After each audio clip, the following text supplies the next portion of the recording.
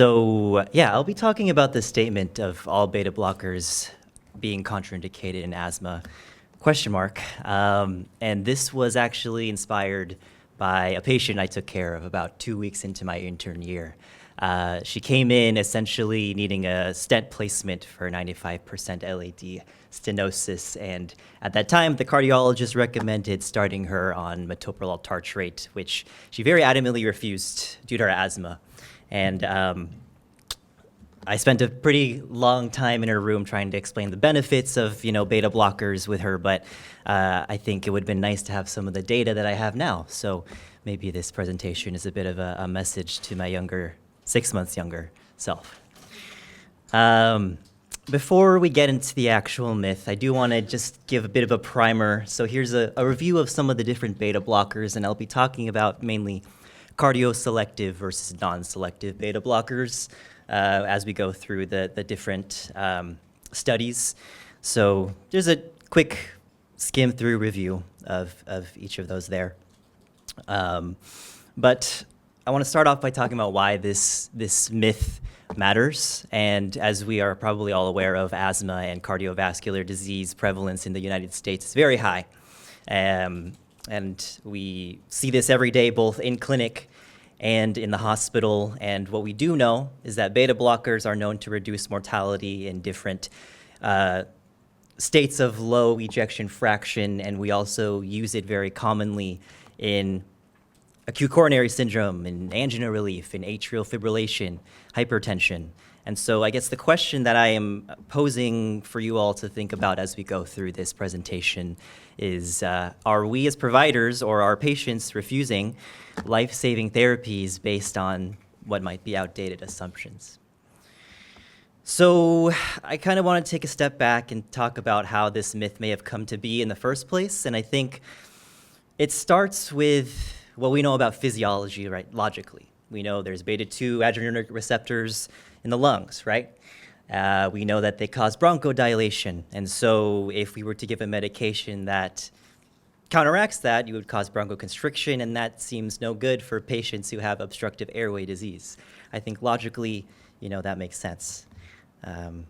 But I think this idea, plus some older studies back in when beta blockers were newer, right, kind of support that line of thinking. So I actually have an excerpt from a Lancet back in 1964. This excerpt was from, I had to get like a PDF of a screenshot of an actual book, which is crazy. And basically it looked at propranolol, which is one of the earlier beta blockers, and their effects on FEV1 in asthmatics. But you can kind of read here that the overall conclusion they reached was kind of a more generalized, sweeping statement in how beta blockers should be used with caution in asthmatics. And that's further supported with some other articles back from 1983. Again, this one showed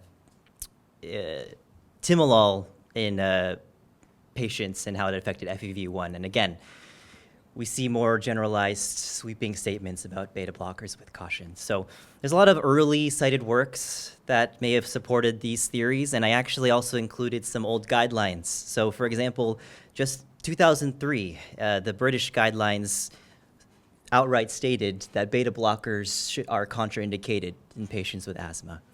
And then some early GINA guidelines where they gave you a checklist of what to go through with patients and what medications you should avoid, and beta blockers are listed pretty clearly there. So there are some guidelines that supported that line of thinking. There are also some guidelines that showed a little bit more nuance. So this one from ACC-AHA back in 1999 mentioned that mortality may actually outweigh its risks.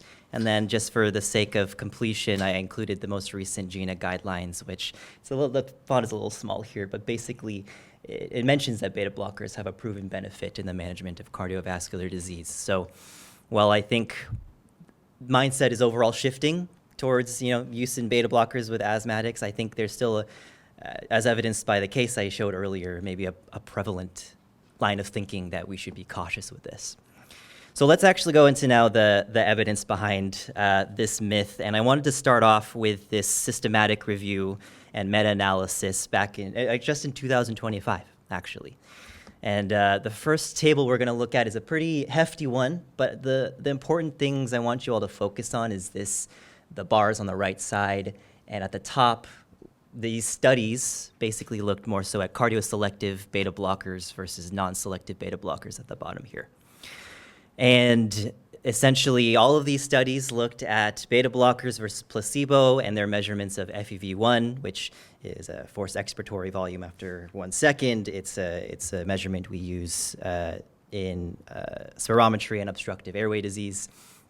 And for the cardioselective group, you'll note this diamond here. If this line down the middle is the null value, this bar does include the null value. So overall, combined through all these studies, it was found that cardioselective beta blockers, well, in terms of raw numbers, they did have a decreased FEV1 compared to placebo.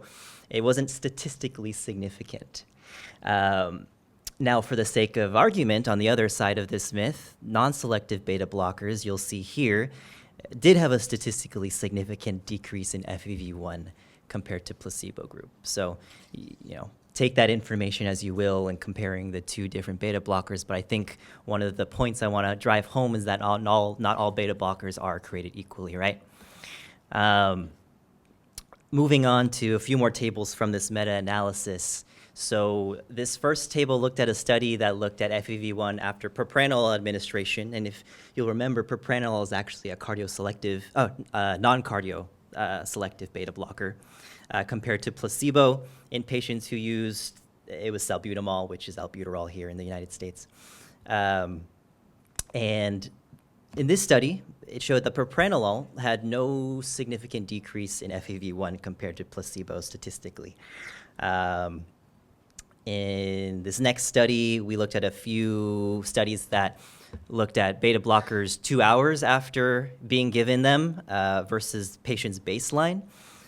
These are all cardioselective, and again, we see no significant difference in FEV1 compared to these patients' baseline, actually.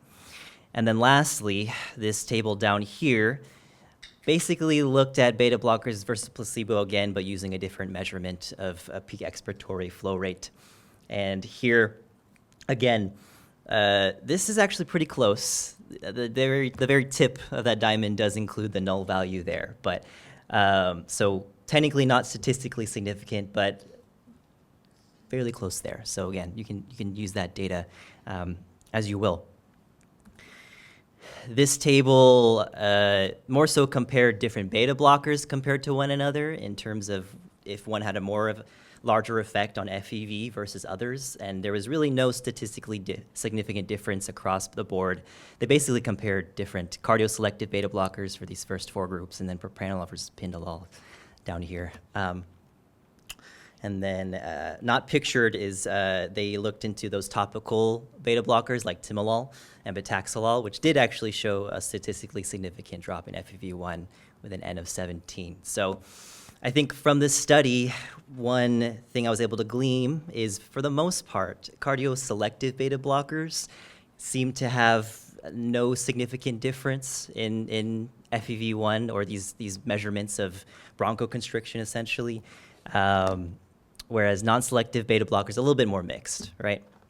But we talk a lot about statistics and raw numbers and whatnot, but what is the clinical significance of these findings? That's what we always drive home about when we talk about looking through these studies. And so I think some of these look into what I think is more significant, which is, do these patients have actual asthma exacerbations? Do they feel dyspneic? Do they feel short of breath with these beta blockers? And this study back in 2014 basically took a group of mild to moderate asthmatics who were already on baseline inhaled corticosteroids and put them on a 6 to 8 week dose titration of propranolol, again, a non-selective beta blocker agent.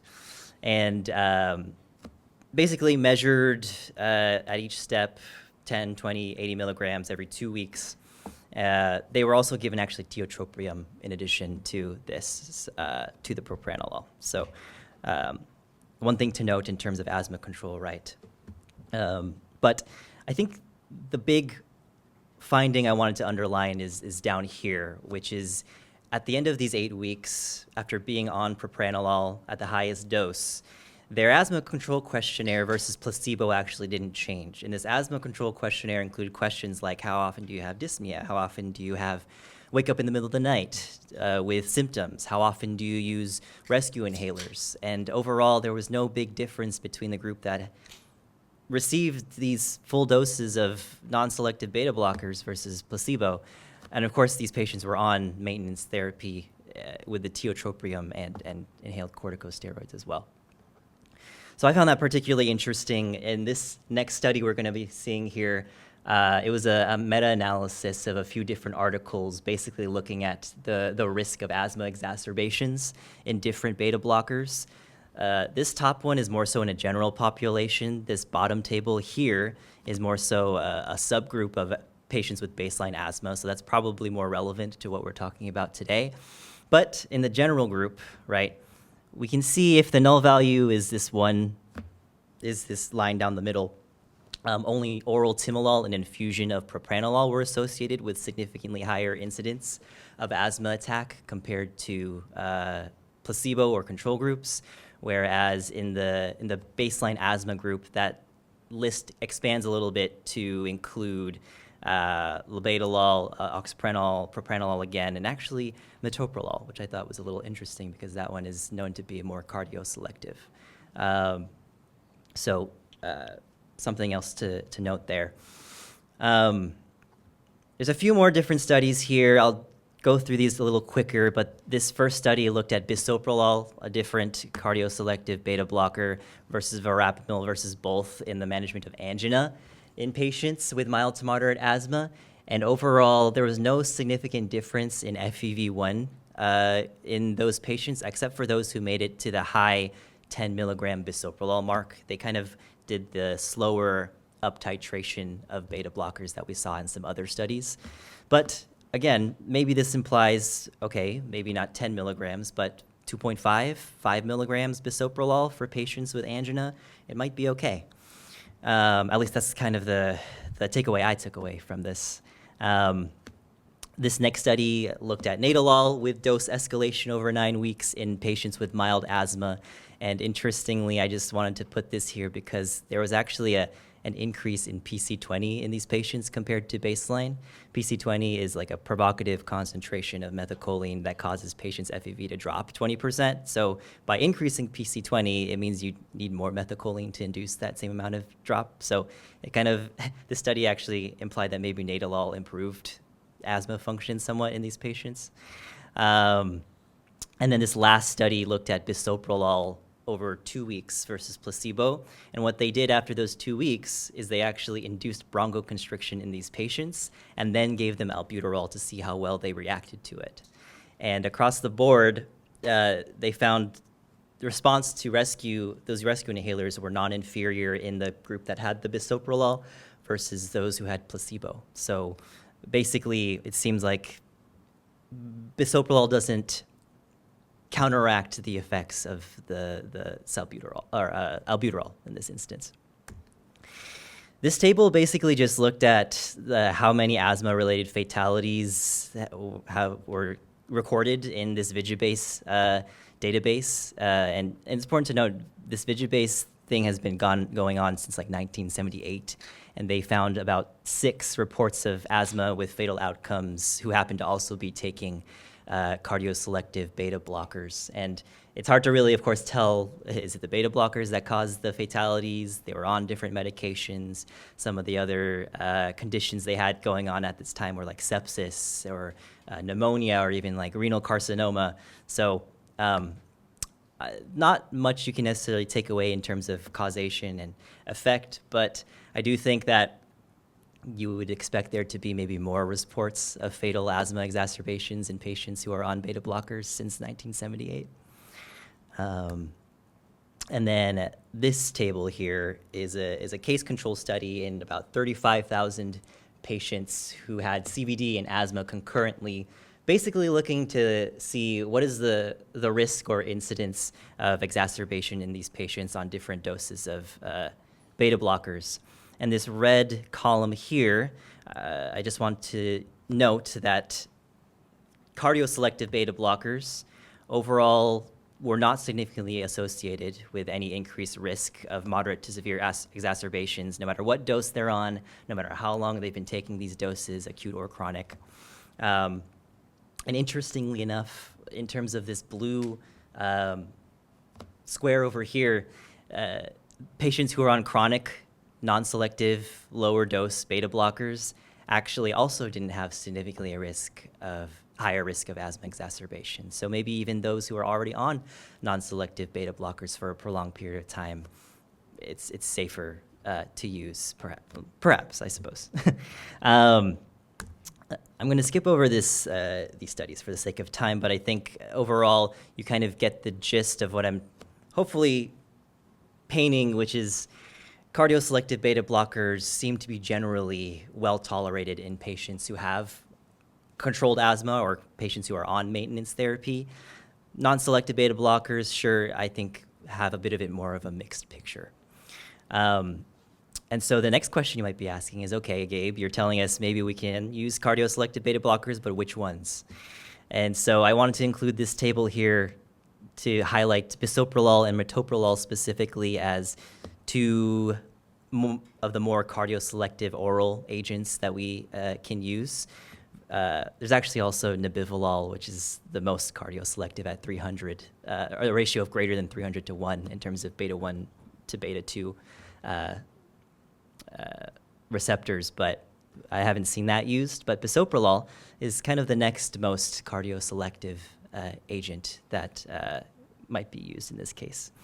And so lastly, I wanted to show these landmark trials for beta blockers in HFrEF specifically, just to illustrate that if you look down the board between bisoprolol, metoprolol succinate, and carvedilol, which is a more non-selective agent that we use pretty often in treatment of HFrEF, they all have similar reductions in mortality compared to, based on these landmark trials. So perhaps if you have a patient who has asthma and you want to opt for a more cardioselective agent, bisoprolol has just as much life-saving, right, effect as a carvedilol in this instance. So perhaps that could be something you use in clinic when someone comes in requiring beta blockers, but they have concern about exacerbating their asthma. So overall, to summarize this all the stuff that we've learned today, right? Again, not all beta blockers are the same. Some are more selective than others. Some affect asthma more than others. I think cardioselective agents do appear to be generally well tolerated based on this data in asthma patients, and they may even be safer in patients who are on adequate maintenance therapy for asthma. Remember those studies where we saw people who are on salbutamol or albuterol inhalers or tiotropium, and then a lot of these studies did adopt more of a cautious start low, go slow titration method. I think in terms of the other side of the myth, it's important to note that non-selective agents do appear to have some effects with asthmatics, but options with more beta-1 cardioselectivity might be preferred and confer similar mortality benefits in patients who need it, specifically those with reduced ejection fraction. So I guess we'll revisit the original statement, right, which is all beta blockers are contraindicated in patients with asthma. I would say perhaps we can refine that statement to say maybe non-selective beta blockers should be avoided in asthma, or maybe respond in a more affirmative way, which is cardioselective beta blockers can be used with caution in most asthmatics. So I suppose that'll be for you as the audience to decide. And here's my works cited. Great job. All right, any questions or comments from anybody? I think the early data that you showed us about the differences in FEV1 you know, anytime you're looking at pulmonary studies that are talking about PFTs, you know, statistically significant is one thing, you brought up clinically significant, but also looking at the absolute differences between the FEV1. I mean, we're talking about in a lot of those, even the ones that were statistically significant, it looks like they got a difference of, you know, 70 cc's from their expected, you know, 3 liters or whatever. So, I mean, it is statistically significant, but like, what do you do with that information, really? So thanks for clearing up all of the more like clinically relevant details. Awesome.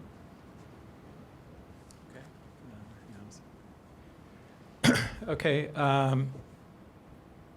just out of curiosity, how many people have actually given or not given how many people have not given beta blockers to asthmatics because of the perception that you just should not use them, and where they're otherwise indicated, like for post-MI or whatever? Ever? In the last 5 years, let's say. Ever, I think, even I have, going back far enough, but yeah. Anybody else? How many have given beta blockers to asthmatics? Okay. All right. All right, so it's time to vote. Is it a myth? All beta blockers are contraindicated in patients with asthma. How many think this is confirmed, that's true? How many think it's plausible? How many think this is definitely busted? It's unanimous. Wow. All right, we're busted.